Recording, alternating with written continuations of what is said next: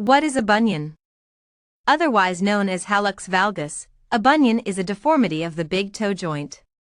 This type of pathology is usually manifested as a bump on the inside of the foot just behind the big toe.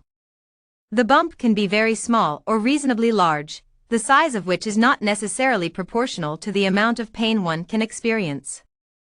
Along with this bony bump, there can be an associated bursitis, which is a cushion that the body originally creates to protect an area from pressure or friction, but after a while this cushion can also become inflamed and painful.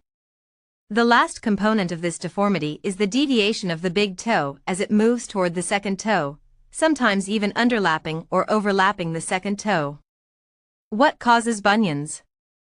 Poor fitting and high-style shoes are usually blamed as the culprit for the formation of this deformity. That is why they are more prevalent in women. But, is that really what causes bunions?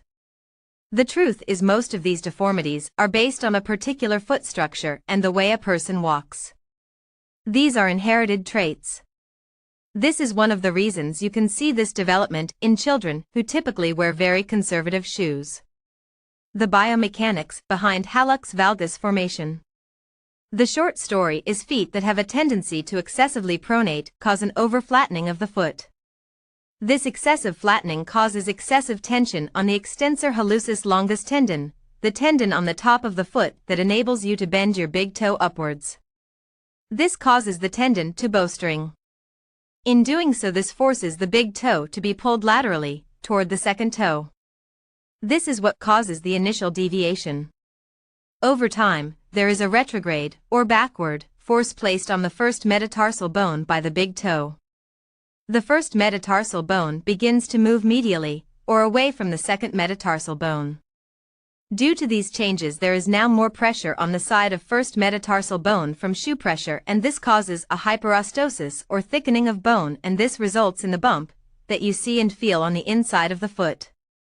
This deformity also creates an unequal alignment of the joint itself and causes the joint to wear out over time. Once the joint is worn down sufficiently, pain ensues when you try to bend the toe while walking. So, the biomechanics of the foot is really what causes bunions. In theory, if you lived on a tropical island and never wore shoes your whole life, you could still develop hallux valgus. Generally speaking, hallux valgus is a progressive deformity and in most people will worsen over time, if appropriate measures are not taken to remove the underlying cause. Bunion symptoms. The most common pain associated with hallux valgus is the pain that occurs from the inflamed buccal sac, also known as a bursitis. Typically, there will be a burning sensation in that area of the foot. Inspection will reveal swelling and redness. This can occur even with very small bumps on the side of the foot. Shoes, particularly women's dress shoes, create a lot of pressure against the bone, and the body's reaction to that is to form a buccal sac, which initially is designed to protect the area, but invariably will become inflamed and begin to hurt. Whenever I do bunion surgery, I always look for and have removed inflamed buccal sacs. Even without a bursitis, the bony bump can become painful, again usually aggravated by dress shoes, but in many individuals, even conservative shoes like sneakers will cause pain. The size of the bump and the activity level of the patient are two factors that will lead to bump pain. In this instance, there does not necessarily have to be swelling and redness. This pain is usually only evident when wearing shoes and will vary with the type of shoe being worn. The other type of pain in this condition is what is known as joint pain. As the big toe starts to move closer to the second toe, it creates an abnormal alignment in the big toe joint. This causes a premature erosion of cartilage, and over time the joint will no longer move smoothly and the patient will start to experience pain and limitation of motion of the big toe. This type of pain can be experienced both in and out of shoes. Treatment and prevention. Just because you have this deformity does not necessarily mean you have to have treatment. In the asymptomatic or non-painful deformity, it is more prudent to find the underlying cause of the deformity and make changes accordingly. Having said that, I can tell you that over the years I have had patients come to me with what appears like a golf ball growing on the inside of their foot, and they swear to me that it does not hurt. Non-surgical bunion treatment. The use of orthotics. So what an orthotic does in these cases is to reduce the over-flattening of the foot, which then results in an improved alignment of the joint and reduction of pain in the joint itself. The degree of relief is probably inversely proportional to the degree of damage that is already done. This means orthotics generally will work on mild to moderate bunion pain, but not severe pain. Keep in mind that orthotics, especially in women, will require a wider, if not slightly longer shoe. So if a shoe that is tight and irritating a bunion to begin with has an orthotic added to it, the shoe becomes even tighter and more painful. This therapy will not make the existing deformity disappear, but it should slow down or eliminate further worsening of the condition. Sensible shoes: elimination of shoes that are either too narrow, too flimsy in support, or too high in the heel. Trying to wear a narrow high-style shoe with a large great toe deformity is like trying to put a square peg into a round hole. It just does not fit. This kind of mentality will eventually lead to a worsening of the condition. Do bunion splints and cushions work?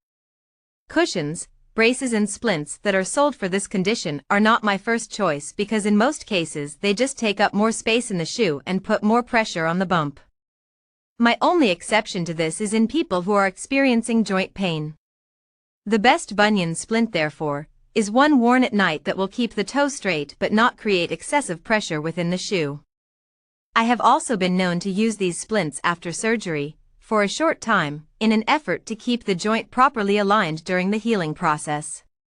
More aggressive treatments for bunions include anti-inflammatory medication, which is fine for short-term use but should never be considered as a solution in that over the long haul the medication will lead to systemic problems in most individuals. Cortisone injections can be very helpful in those who have bursitis pain and to a lesser extent for those suffering from joint pain. Physical therapy can be helpful in relieving flare-ups. For those where conservative care has not worked, surgery is the next consideration. The question frequently asked of me is when to have surgery to correct this deformity. It is estimated that over 200,000 people per year have hallux valgus surgery in the United States. My criteria is simple. When the pain of the deformity starts to affect your everyday life on a regular basis. For example, you no longer golf, or go for daily walks, or go shopping with your friends out of fear that your foot will start hurting.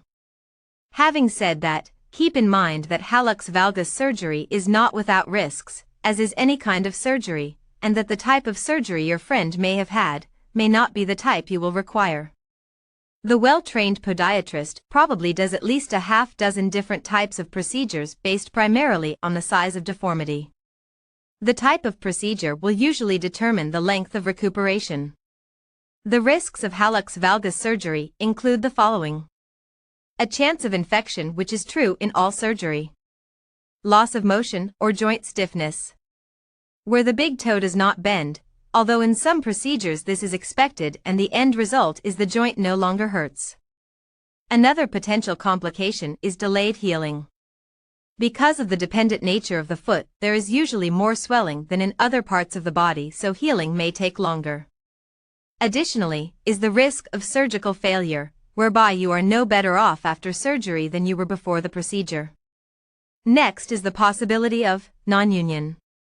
In procedures where the metatarsal bone has to be broken and reset in an effort to re-angulate the bone, there is always the possibility that the broken bone will not heal. There is also the risk of implant failure. In the case of a joint implant, there is always the possibility it may have to be removed due to infection or reaction to the materials of the implant. Lastly, you should be aware of a recurrence of the deformity over a period of years.